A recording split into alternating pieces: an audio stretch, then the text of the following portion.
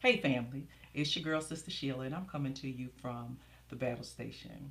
I am so pleased and honored to have our sister, our counselor, our clinician, the oracle herself, the Griefologist, Miss Alva Carter-Kershaw. I'm so excited to be here. How you doing? I'm good. Things are good. Things are good. Yes. So, for those of you who have been following us for a while, you know that back in May, we hosted a chat and chew with the theme When Mothers Gather. Yes. And the premise behind that particular chat and chew was about gathering women who were either grieving their mothers or grieving their wombs. And it quickly became apparent to us that that grief did not have to solely be about a death. That you could just be grieving a relationship and it not being the way that you had hoped or wished or even prayed for it to be. Right. And so, as a result of some conversations here at the BATTLEStation, it became very, very clear that Alva was the right person to address this topic from a holistic perspective, and offer some tips and some tools and some counsel and comfort for those who were struggling back in May during the Mother's Day season. Okay, and so that was pretty awesome. Yeah, it was. It was more than we anticipate. Sometimes we think, oh, it's going to be good, and it was actually just nurturing in a way that we probably could not have predicted. Okay, yeah. And you know what was so amazing about that was um, Alva came to serve. She came to be a blessing, to represent what clinical counseling, the benefits of it, and also what soul care can do if people make the decision to jump on the journey. The beautiful thing that happened that night is that while Alva came to serve, she got blessed too. I did, absolutely. Do you want to share the story about Miss Pat? Um. Mm. Okay. Okay. It was a beautiful story, and when you see Alva on the street, reach out to her, and maybe she'll share. Maybe she'll share the story with you. But it was a beautiful night. It was a beautiful night, and it just goes to show that when you show up and you are fully present, not only does God use you for what He created you to do, He'll bless you in the same stroke. Well, before I say no, I think my hesitation is always from my own perspective. Okay. So I try to get outside perspective. What did you see? Because I showed up to be the clinician, to be the analytical person. Right. And sometimes when you feel that nurturing, you kind of stops you in your tracks. Right. So help me to Okay. Help me to Let's do some soul care. Yes, right here right live now. with the clinician. Okay. So, and I won't give the details, all the details around what happened, but there was an incredible woman of God who was on our panel as one of our mothers. And when I called her up to have her share her story, before she came to the big brown sofa, she stopped and spun on her heels towards Alva and went to her. And they had an incredible, powerful exchange that was completely evident to everybody who was sitting in the room. Like, I'm sitting on the sofa with the microphone and was clear, this is a moment. This is a moment. And so the perspective for me as being a person who knows Miss Patricia and who knows you, was just the work, because you came to minister, you came to share, and the reason that you are so passionate about it is because of your own seasons of grief and how God has gotten you through them. Mm-hmm. And so for you to be there on the healed side of it and still have someone see you, that's what I got out of it. That Miss Patricia, in complete innocence, had never met you before, didn't know you, and but didn't was so know. open to Right. God Mm-hmm. and what He wanted to do, um, that she moved by His Spirit. She moved and stepped right into a space with a complete stranger, and an incredible moment happened. And what I also took from it was that it showed the rest of the people who were there that you're always on the journey.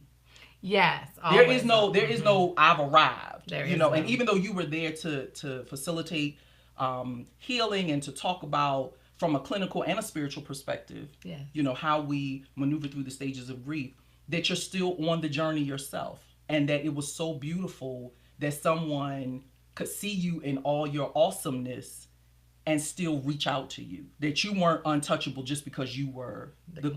clinician.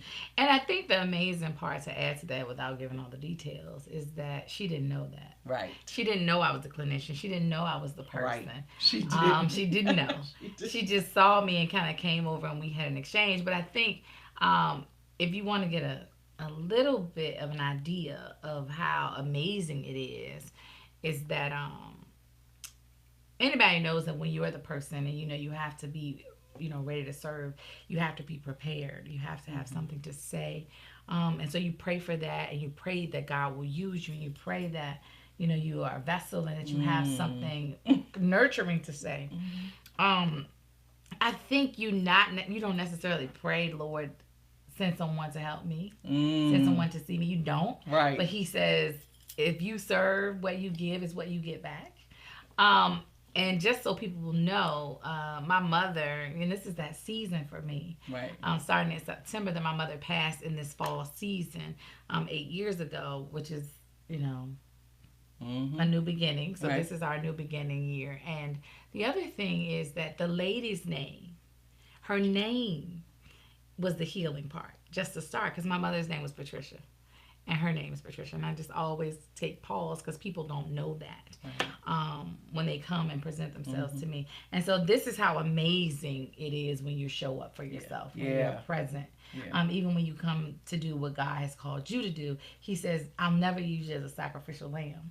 That I'll always send something, because you'll get something and they'll get something. Right. So never feel like you're just pouring out and giving. Because when you least expect it, someone is going to walk up to you and say, I see you. I see you. What a wonderful, wonderful thing. I see you. So, this is an update.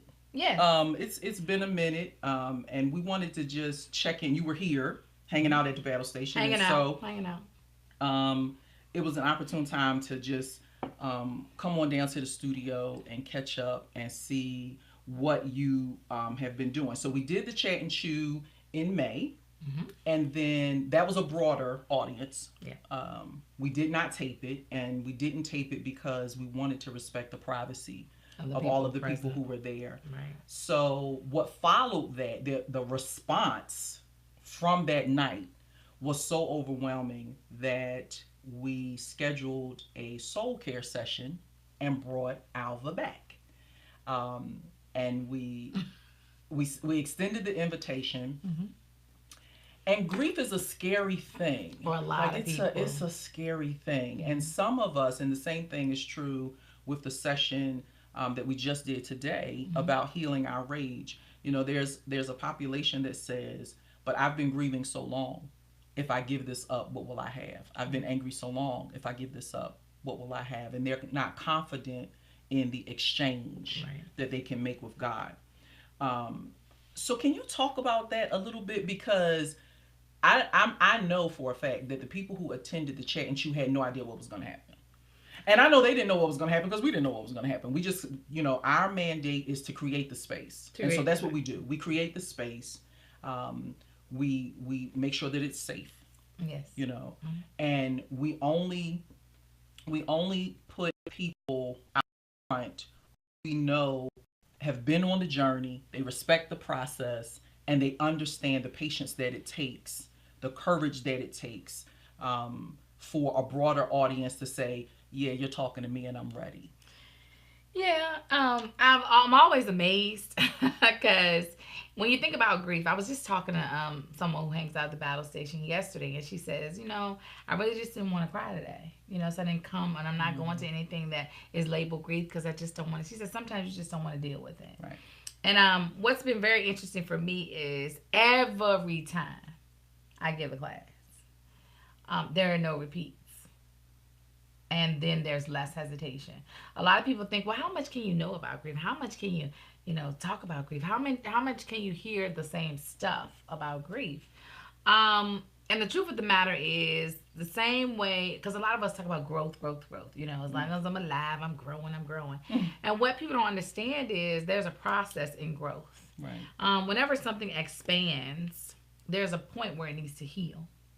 See, people don't understand that growth, growth, growth, but we don't make concessions, or we don't make arrangements, or we do not make an environment safe enough to heal in the growth process. Right. And people don't want to understand that growth and healing are tethered together. And if you continue to grow, grow, grow, then you're like, oh, I'm getting better, better, better because I'm growing. No, you're not taking time to heal. Right. And so these, as much as people want to think, if I've been to one, I've been to all, to them all. If I've dealt with it once, the amazing thing about it is if you can continue to grow, then you can continue to heal. Right. And healing is a process that never stops. Right. And so every time we do this, I've learned something. And I've learned how to better present the information, how to better cue in to when a person is wants to ask a question but don't really know. But one of the most amazing things is that this is not a tear fest. This is not a fluffy, fluffy place that we just go and you have all this emotion and we pour out and we just hug and we hold you. No, we do some of that, but there's. But that's not all of it. That's not all of it. Okay, so let's transition because we we kind of just ran down here and said, okay, we're gonna do this check-in, but we're getting into some good meat, and so I want to go ahead and go down this rabbit trail if you don't mind. Okay, I don't mind. All right, I don't mind. So on this table, right. On this, because we're going to talk about what's next and what she's doing now. We're gonna make sure that we cover all of that, which was the purpose of us coming down here. But as always, when you're having a conversation with Alva, you just buckle your seatbelt and hang on for the ride because you just don't know what's going to happen. And with this lady right here too. And so on my table is a book that was published in 2008 by Terry M. Williams, and it's called Real Talk for When There's Nowhere to Go But Up. Black Pain. It just looks like we're not hurting. And so that's a long title, but it says a lot. And this is an incredible book. It's almost 10 years old, and I'm still I still read this book. I just got it back from somebody today, but I love this book because this to me was part of an awakening in our community that said it is okay to say I am hurting. It is okay to say I am in pain. It is okay to say that I have experienced a trauma and that I can't shop it away, sex it away, church it away. I can't. I'm still dealing with this, and now I'm ready to do something about it. And so talk to us about, what are those first steps? Because you're right. Grief is such a heavy topic. Anger is such a heavy topic. It's hard to get the people in the room the first time. Yeah. A second time is amazing. A third time is the Holy Ghost. I mean, for real, because we are creatures of comfort. Yes. And all of this conversation has the potential to make us very uncomfortable. So talk to us about not just, putting our pinky toe in the water of this work, but like we were talking about upstairs, when you hold hands and jump in. Right. Well, one of the things I want to say about that, and I often think about, when somebody will come to me about somebody else and say, this person needs to talk to you. This person needs hear it all the a time. Therapist. And it's so interesting to me about how people will say, like therapist is almost like a bad word. But what we come to find in the confession becomes people who actually wear success well, have grown well, have expanded. All of them will tell you at some point they had a therapist. At some point they had a coach. at some point they had somebody that they talked to Right. that was a professional Right. at it. And I think what I've learned in this process is usually the person who's telling me that the other person is a therapist is the one who's ready to talk to me, you Right. know. And what I've learned is I've stopped being so afraid of, Mm. you know, this person needs to see a therapist and feeling like, you need to really put your hands on this person and say she needs a therapist or recommend her. Because what will bring us and keep us from putting our pinky toe in is when we get just to that point where we've had enough. And Mm. everyone, Mm. you live long enough. Yes, And yes, you know, yes. this is just a certainty of life. It's not a threat. It's not, me out here saying, oh, come, come, come, I'm a therapist. Um, you're gonna need somebody to talk to. Yeah. And I think what should reassure you is that there's somebody here to do it. Right. And there are people here to share the space, and there are people here that will reach out their hands and extend themselves to you. One of my friends used to tell me, bless her heart, and we're still friends, so she'll probably see this video. She would always say to me, "No one has to tell you when you were tired. A lot of people Mm. can tell you a lot of things, but no one Mm. can tell you when you are tired, when you've just had enough." Yeah. That's People good. can even say, you can keep on going just for a little while. Stay in that marriage, stay at that job. Stay at Keep that your job. Stay at keep that your good job. government job, Ugh. and this is what they say to you. Help, Lord. But when you are tired, Yes. it doesn't matter what they are saying. Yeah. You're not going. No. You're gonna sit in your car and be like, I just cannot go one more step. Right. And if that's you, then come see me. Right. For real. Like, Right. call me, inbox me. If you are at that place, and there's nothing wrong with being tired. There's nothing wrong. And like we all know, whenever something ends, there's just a new beginning waiting to happen. And this is your birthday. You can just say, hey, I'm tired. I just need to talk to somebody. Fatigue is one of our number one flags that says, I need help. I need somebody to lean on. So wait, cause see, you done said a whole lot Mm-hmm. as usual, and I gotta piece this apart. Mm-hmm. So fear. Yes. Fear is usually the dominant reason why people don't take that first step. I think the other side of the coin of that is numb. They're so used to being numb, so you either feel fear or you feel nothing. Mm-hmm. How do we help people see that the ripples of revelation that you get from being on this journey that advance your healing are worth the struggle of doing it? Because I think the fear of, well, if I open this can of worms, I don't know what's gonna happen. I know personally from talking to you, when I was grieving my mother, I kept thinking, if I start crying, I'm not gonna stop. Right. Right. Like I know what grief is. I do this work, and I know the benefits of all of it. I can preach it, I can teach it, I can talk about it. But when it came time for me to live it, the same fear, the same debilitating fear of what if arrested me the same way it's arresting this audience. And so how do we help people see that, yeah, some of this is going to be hard and it's going to be messy, but the ripples of revelation are worth it. The healing is worth it. The advancement, the expansion of your own soul, the consciousness that you can step into to make better decisions about what you do from here is worth it. Not denying the hard part, Mm-hmm. but how do we over accentuate the positive of it so that people can see the journey is worth it? The best way I can say that is the evidence of what is being seen right now. Mm. We come here and to sit at the battle stage and sit at this table to be able to walk down your steps and come into the studio and do this because we've had a lot of coming this way. Faith brought us here. Faith got us to this place right here. Right. And it's not the glamorous part. It's not the, we can talk about this. We degreed Right. up and me and you got some Certifications degrees and letters behind our names and whoop, here whoop, we whoop. go. Yeah.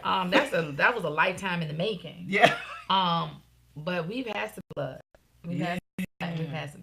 Yeah. And we talked about it. And I think one of the things to do is to know that we're people. You know, she's flesh and I'm flesh. Right. We are human beings, and we share stories. You know, and I think the fear of being found out, the fear of being judged, the fear of being dismissed or minimized or diminished in any kind of way, or rejected, or just overwhelmed by the sheer volume of of the work that you need to do. Those fears take a back seat to when you just wake up one day and death is at your door, not somebody else's door but yours. When you feel like there's something in you that's dying, when there's something in you that's died, and you look up and there are people who still need you. There are kids that need to be fed. You know, one of Araya Mountain Dreamer, in her poem The Invitation, says, I want to know how you get up. Right. When you are tired to the bone. Yeah. To the bone. That's my favorite. When your bones are tired. Yeah. How do you get up and do what it is that you got to do? Yeah. And the only way that I've been able to do that is knowing that the battle station was here. The only way I've been able to do that is knowing that there are people in my life who will reflect to me the truth of it. And that it's not all peaches and cream. And I encourage you, there is somebody, that's why we're doing this tape. There is somebody who's willing to walk it with you. Absolutely. You don't ever have to be alone. You don't ever have to feel like you got to figure it out. All you have to do is be willing to reach across the aisle and say, can you help me? Can you just take a moment and take a pause? And just sit with me for a few minutes and have a conversation. And that is the beginning. And when you get to that place where nobody else can tell you how to do it, or that you just need to shout about it, right, or you just need to pray about it, and enough sleep doesn't do it. So get to the end of yourself. Get to the end of the shopping spree and find that you still feel the same. Get your weave done. Get your nails done. You know, buy some more perfume. Do what you got to do. But at the end of the day, you realize that the only thing matters is being able to sit at a table like this with the cameras off and just tell the truth. Right. You know, I just am not over it. Everybody says that I should be over it. Everybody says it's been 8 years and you should feel better come September because your mama is proud of you. And what does that have to do with how I'm feeling about missing my mama? Right now. And so sometimes you just can't let people tell you how life should be. Right. You have to live it as it shall be. And so we just come to the truth of it. And I'm just encouraging anybody, the way that you come to the end of fear is to test it itself. You know, everybody wants to talk about, you know, try the spirit by the spirit. Nobody wants to talk about try fear. Try it. Okay. So you gonna cry. You gonna keep on crying forever and ever. Well, cry till you just can't cry no more. I double dog dare you. I just double dog dare you just to cry until you fall out. Until you just don't stop. Just cry until you just don't stop. And stop holding it. Right. And see where you end up. So this is okay. So So this is the powerful thing about what you just said. Yes. The first part, one of the things that's ringing in my head right now is that we have to get to the place where we understand that, and this, we say this to people who come to the battle station: if you show up on the big brown sofa, you ready. Right. So if you're watching this video and you watched it this far, you're ready. You're ready. You're ready. And we're here. We're real people. Right. We're real people. Right here. We're right here. And once you can recognize and accept that you're ready, the cool thing about having a therapist and or a coach is the people, the community that can support you through it show up. Yes. Very much. They show up. They show up. And a counselor, a coach can help you clear away some space so you can see who those people are. Yeah. Because you can have a ton of people at the table of your life. It doesn't mean that all of them are available and ready to journey with you through the hard stuff. And so having a clinician, having a coach, they help you clear away the fog. They help you, you know, pull the treasure out of the trash and say, okay, not only am I ready, but I got a tribe. Yeah. I got a community. And there are people who will come alongside me. There are people who can hold. And you know what? Even if there are people who can't go all the way with you, sometimes we just have to be grateful for the person who can hold space for us right now. Right now. They might can't go the distance with you. But if they are present and they are available and they're down for you right now, then let them hold space for you. Because whatever the lessons are that you're supposed to get, you're gonna get they're available. Yeah. They're available. And not only that, sometimes we're just the liaison. Maybe I'm not your connect. Maybe I'm not the person. Maybe I'm just the person that gets you to the person. You know, that's just how it is. Yeah. You know, we come across each other and we've stuck and stayed in our tribe. But how many times have you connected somebody to me that wasn't for you, and vice versa? Right. And so you just have to know, in community you'll find yourself. Right. At some point you're gonna find a person and say, oh, you know, and you'll forever be grateful for the liaison, right, and for the connection. Right. But there's always gonna be somebody that shows up when the other person, when it's their time to go. And if they're not, you can just say, they're not my people. They're not. I can't tell you how free I got. I was trying to make something happen with a group of people, and Alva said, but they're not your people. They're not They're not your people. They're not. The people who can't deal with your muchness, they're not your people. The people who can't deal with the season of life you're in right now, they're not your people. Right. But you got people. You got people. Right. And I think sometimes this is what we don't understand. This is what we don't. This is right in our face. This is what we don't understand. That your people are actually standing, waiting, but you can't see them because you're so busy looking at the people that are not your people. The people that you're expecting to help you that are just not going to help you. That you just want to help you. Yeah, because you know how many people, and this is going to be a funny story, and just understand, we're just human beings. Like, I'm just a person. I'm a person that's ready to have a conversation with you about the things that matter to you. Right. The funny thing about it is, people don't see us as people. You know, I'm just another human being. Right. Having a conversation with you, holding space with you, right, because somebody held space for me. Right. Somebody said the thing that I needed to hear. Somebody, you know, some people just didn't say nothing. Some people just looked at me and was like, yeah, you can come over here and hug me. You know, like, seriously. And I think when you recognize that we're just people, right, just like you, that have a heart for you, right, that have a heart for God, and want you to get on the other side, because we know the power of being on the other side, that the fear dissipates. Yeah. And the truth comes to light. And then when you find yourself and you recognize that it is not just about me. Sometimes people say that to make you feel bad or to diminish you and make you feel like, oh, it's not about you. No, it is about us. See, that's what replaces the sentence. Yeah. It's not about you. It's not.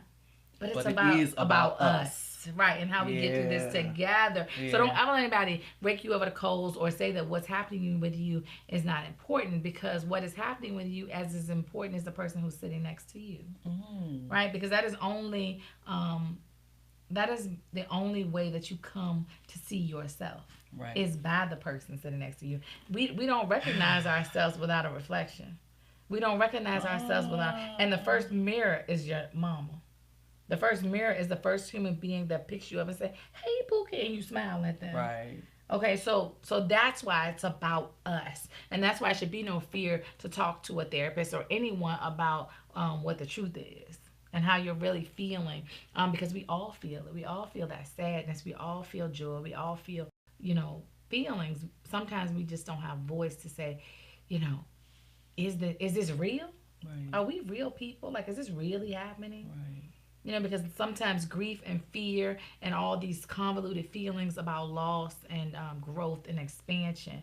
And people tell you this, if you're growing, that this is great. When you're growing, you can have just as much grief as if you did if somebody had taken something away from you. Right. Okay, so you just messed me up, and I heard everything that you just said. Yes, but when you said it's not about you, but it is about us, I can't tell you how many conversations I've had with people who have been impacted by real pain, real trauma. And in an effort to, I don't think it's maliciously dismiss a person's pain, sometimes with the best of intentions, and because that's the only resource we have to try to help people get through it a little bit faster, we say, it's not about you. Right. But it's not about you. It's not about you. God is going to use this.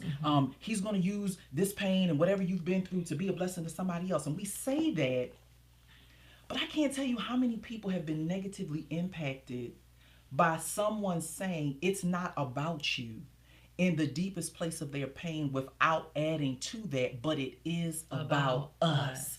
And so I just thought I had to go back, rewind, like I had to go back, because I can imagine how many people have heard that. It's not about you. It's not about you. And so much so that in the charismatic church, we'll shout on that. It's not about like so now, not like how dysfunctional is that? Right. Like I've been through this trauma. I've experienced this pain.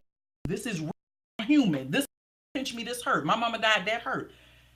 You can't say to somebody, well, it's not about you, but it's not about you because God's going to use you and God's going to use all of this grief and this pain and He's going to use it for His glory.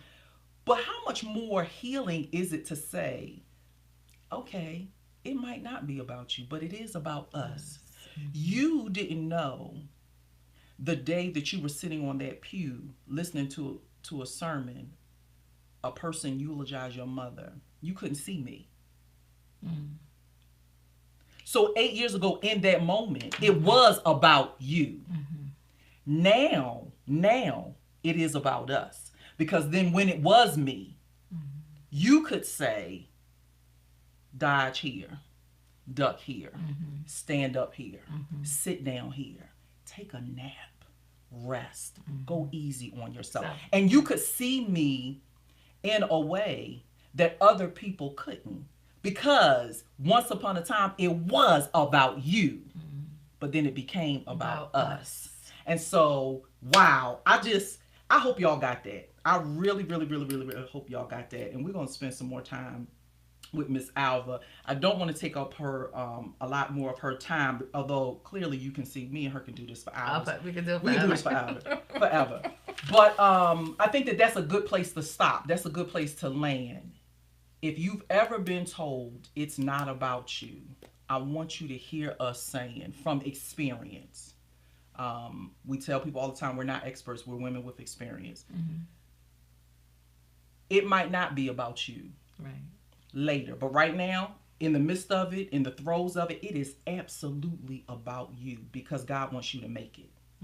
Later in the journey, it's about us and how that experience sets you up to be a blessing, a help, a resource for somebody else. So if you have been struggling with that, somebody has said that to you with the best of intentions in church, outside of the church, or anywhere else, hear us from our hearts saying, it is about us. It is about us. And your story is important. That's why your story is important. That's why you have to make it. Because it is about us. We all have to own our responsibility for getting through this life together. And that's the power and the beauty of the BATTLEStation. So, woo! Okay.